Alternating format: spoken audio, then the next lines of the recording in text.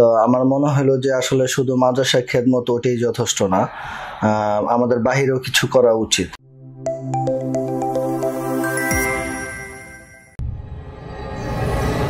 আসসালামু আলাইকুম, আমি Zaki Isbari, HB aviation and tourism ইনস্টিটিউটের ফাউন্ডার অ্যান্ড চেয়ারম্যান। আমরা মূলত স্টুডেন্টদের স্কিল ডেভেলপমেন্ট নিয়ে কাজ করে থাকি। আমরা চেষ্টা করি যে আফটার ট্রেনিং একটা জব অথবা বিজনেসের ব্যবস্থা করে দিতে। তো আসলে আমরা কতটুকু কি কাজ করতে পারি এবং আসলে আমাদের স্টুডেন্টরা সফল হয় কিনা সেই বিষয়গুলো নিয়ে আসলে আমরা আমাদের এক্সপিরিয়েন্স যারা আছে তাদের সাথে কথা বলি নিয়মিত। তো সেই ধারাবাহিকতায় আজকে আমাদের একজন স্টুডেন্ট আছে আমাদের সাথে। তো তাকে কিছু প্রশ্ন করব যে আসলে সে এই ধরনের আমাদের যে ট্রেনিংগুলো আছে সেটা থেকে সে আসলে উপকৃত হয়েছে কিনা বা হচ্ছে কিনা সেটা একটু জানতে চাবো। আসসালামু আলাইকুম। জি, কেমন আছেন?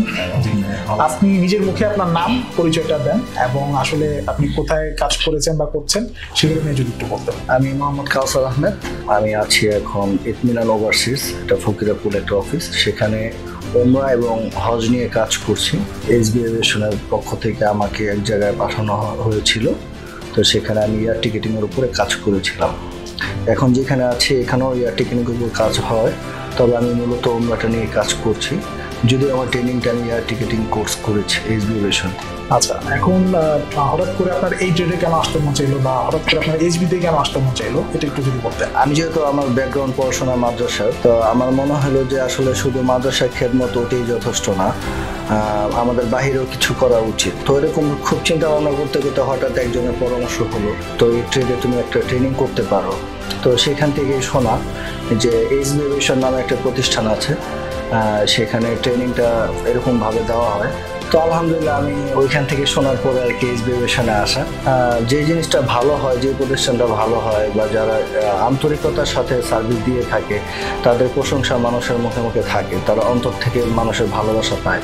তো আমি যে এখানে এইচবি এভিয়েশনের খবরটা পেয়েছি বা এইচবি এভিয়েশন যে একটা ইনস্টিটিউট আছে যারা এয়ার টিকেটিং কোর্স করায়, তো এরকম তো আরও অনেক ইনস্টিটিউট আছে, তো তাদের বিষয়টা আমার কাছে এরকমভাবে হাইলাইট হয়নি।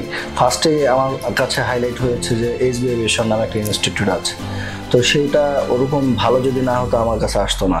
তো আলহামদুলিল্লাহ আমি আসছি, এখানে ট্রেনিং করছি, করার পরে আলহামদুলিল্লাহ আমি ট্রেনিং করা অবস্থায় আমার সিভিটা এখান থেকে অনেক জায়গায় দেওয়া হয়েছিল, তো আমার জবও হয়েছে, কিন্তু আমি চাইনি যে ট্রেনিংয়ের মাঝখানে আমি ঢুকবো। এরপরে আমি আল্লাহ তাআলার হুকুমে এইচবির মাধ্যমে এক জায়গায় জবে ঢুকি আর কি। আলহামদুলিল্লাহ।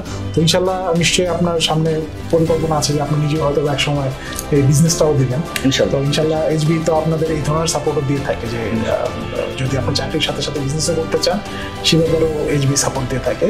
সো যদি কোনো রকমের কোনো কিছু প্রয়োজন হয় আমাদেরকে অবশ্যই জানাবেন। অবশ্যই। আর যারা এই ধরনের কোর্স করতে চায় তারা কি আসলে কোর্সগুলো করা উচিত কি উচিত না বা এইটাতে আসা উচিত কি উচিত না, এটা যদি আপনার মতো করে আপনি বলতে পারেন।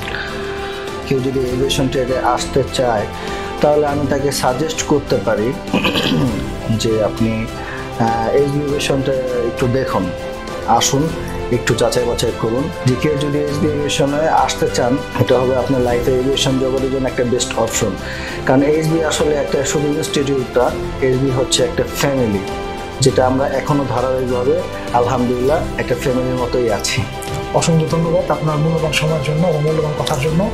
আপনার ভবিষ্যৎ আরও উজ্জ্বল হোক সেই কামনা করছি। আপনাকেও ধন্যবাদ। দোয়া করবেন। আসসালামু আলাইকুম।